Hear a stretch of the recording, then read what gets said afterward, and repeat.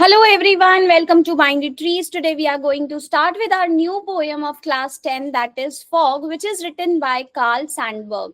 So before we will start, let's see कि ये बहुत छोटी सी poem है, just one paragraph की poem है and poet कार्ल सैंडबर्ग ने लिखी है. ये एक अमेरिकन पोएट थे and he is also known as a biographer and a journalist as well. इन्होंने बहुत अच्छी इमेजिनरी पोएम लिखी है. ये बहुत छोटी सी एक सिंपल सी पोएम है जिसमें एक फॉग क्या होती है, धुंध जिसको हम बोलते हैं, उसको कंपेयर करा गया है किसके साथ, एक कैट के साथ. आप जानते हो कैट, छोटा सा किटन अगर हम कंपेयर करें, राइट, तो एक फॉग को कंपेयर करा गया है छोटे से किटन के साथ.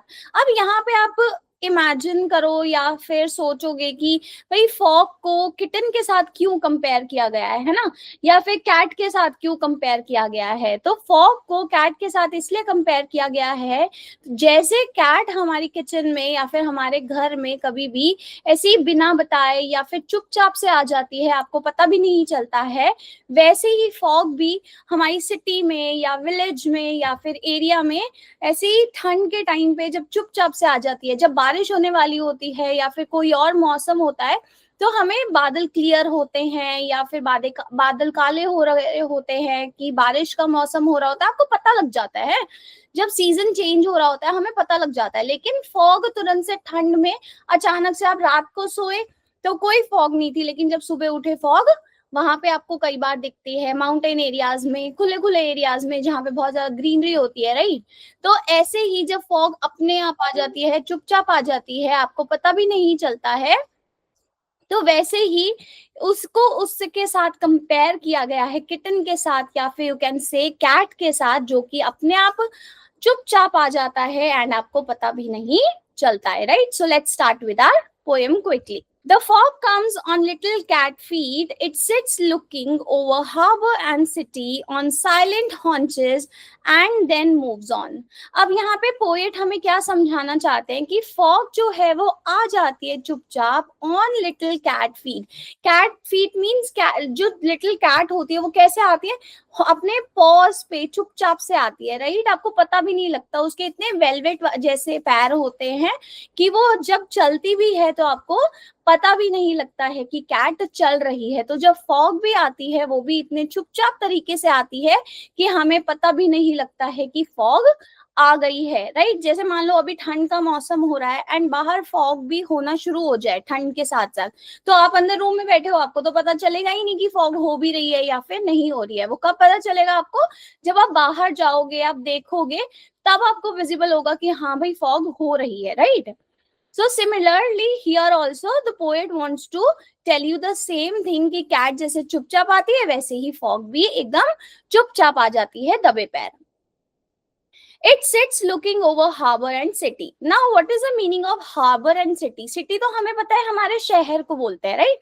हार्बर क्या होता है, एक ऐसा एरिया जहाँ पे बहुत सारी शिप्स, बहुत सारी बोट्स वगैरह खड़ी होती हैं. एक तरह से आप कह सकते हो डॉकयार्ड होता है जहाँ पे बहुत सारा सामान आता भी है और ले जाया भी जाता है, राइट. तो हार्बर एकदम खुला खुला एरिया होता है ना पानी के साइड में, राइट. तो वही वाले एरिया को हम बोल रहे हैं हार्बर. पोएट कहना चाहते हैं कि जो फॉग आती है वो आके कहाँ पे चुपचाप से बैठ जाती है, सिटी में सेटल डाउन हो जाती है या फिर आपके हार्बर एरिया में सेटल डाउन हो जाती है. और कैसे बैठ जाती है, चुपचाप आके हॉन्चेस पे बैठ जाती है. What is the meaning of haunches here? Haunches mean जैसे बिल्ली अपने पैरों पे, चारों पैरों पे आके चुपचाप से ऐसे आके बैठ जाती है ना, वैसे अपने हॉन्चेस पे आके बैठ जाती है एंड देन मूव्स ऑन. और फिर जब उसका मन करता है और वहां से चली जाती है. तो यही थी हमारी बहुत छोटी सी पोएम, यही थी हमारी पोएम जो ऑथर पोएट हमें समझाना चाहते थे फॉग के बारे में. तो क्विकली इसकी समरी पढ़ लेते हैं. The poem fog is a short and imaginative piece that compares the fog to a cat. तो यही हमने समझा कि जो पोएट हैं वो यहाँ पे कंपेयर कर रहे हैं किसको, फॉग को कंपेयर कर रहे हैं एक कैट के साथ. The poet Carl Sandburg uses metaphor to describe how the fog arrives quietly and mysteriously, just like a cat that walks silently on its soft paws.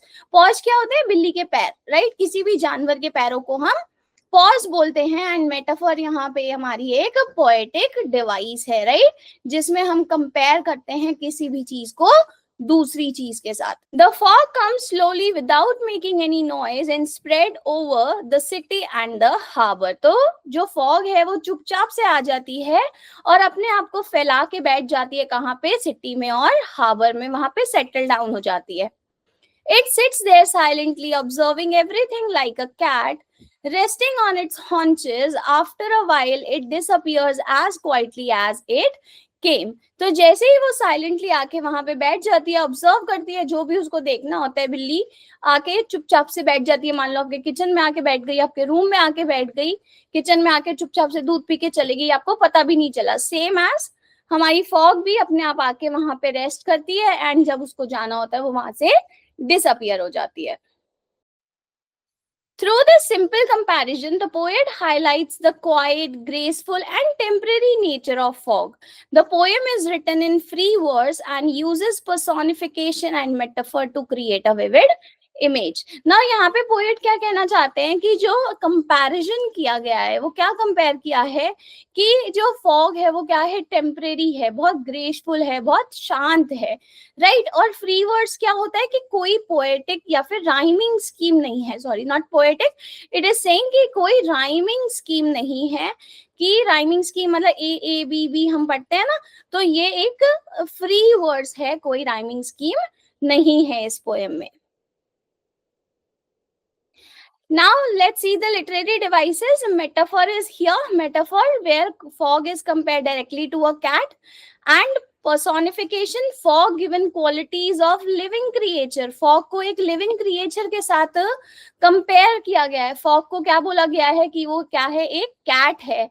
Imaginary क्यों है, visual and sensory movement and stillness की बात की है। बिल्ली कैसे आती है, चुपचाप से आती है, ऐसे फॉग भी कैसे आ रही है, चुपचाप से आती है। और फ्री वर्ड्स है क्योंकि हमारे पास कोई भी राइमिंग स्कीम नहीं है, राइट। आई होप आपको अच्छे से पोएम समझ में आई हो। कोई भी डाउट हो तो do right in the comment box. Now quickly start with the NCERT question and answers of this poem. There is a first question, what does Sandberg think the fog is like? तो Sandberg ने क्या, हमारे poet क्या कह रहे हैं कि fog किसकी तरह दिखती है, फॉग एक कैट की तरह दिखती है, राइट। तो Sandberg thinks the fog is like a cat. How does the fog come? The fog comes slowly and silently just like a cat walking on a soft paws. तो कैसे आ रही है फॉग, फॉग बहुत silently and slowly आ रही है, जैसे एक cat अपने पैरों पे चल के आपके रूम तक या फिर आपकी किचन तक, आपके घर तक चुपचाप से आ जाती है, right. Coming to the third part, what does it in the third line refers to? अब थर्ड लाइन में फॉग को क्या मतलब, इट को किसके साथ कंपेयर किया गया है, फॉग के साथ कंपेयर किया गया है। इट कम्स, राइट, वो बोलता है ना, तो किसके साथ कंपेयर करें इट को, it means fog. Does the poet actually says that the fog is like cat?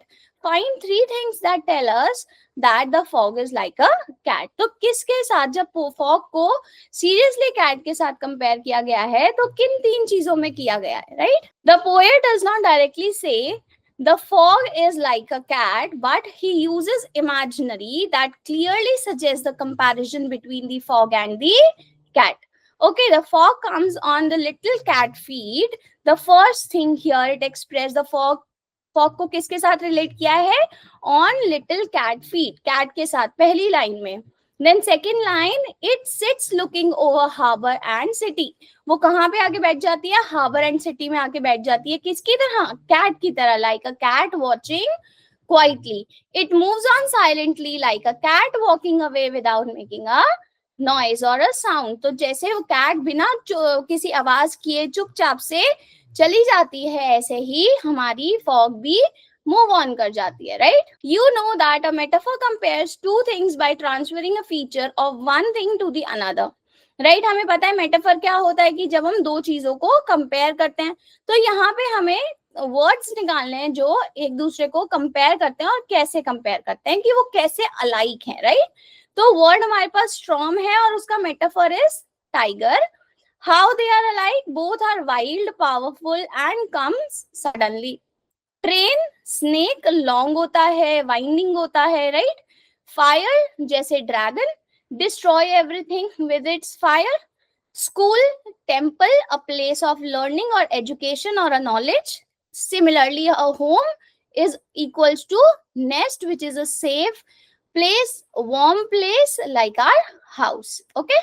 Think about a storm. Try to visualize the force of the storm, hear the sound of the storm, feel the power of the storm, and sudden calm that happens afterwards.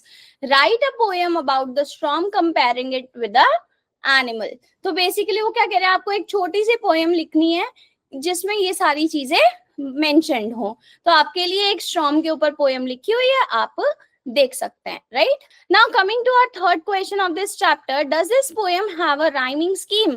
No, the poem fog do not have a rhyming scheme because it is a free words. एकदम regular है, कोई rhyming scheme नहीं है हमारी poem में. I hope आपको poem अच्छे से समझ में आई होगी with question answers and it's summary. And do like the video, subscribe the channel, follow us on social media, and keep exploring English literature binary trees for more such content.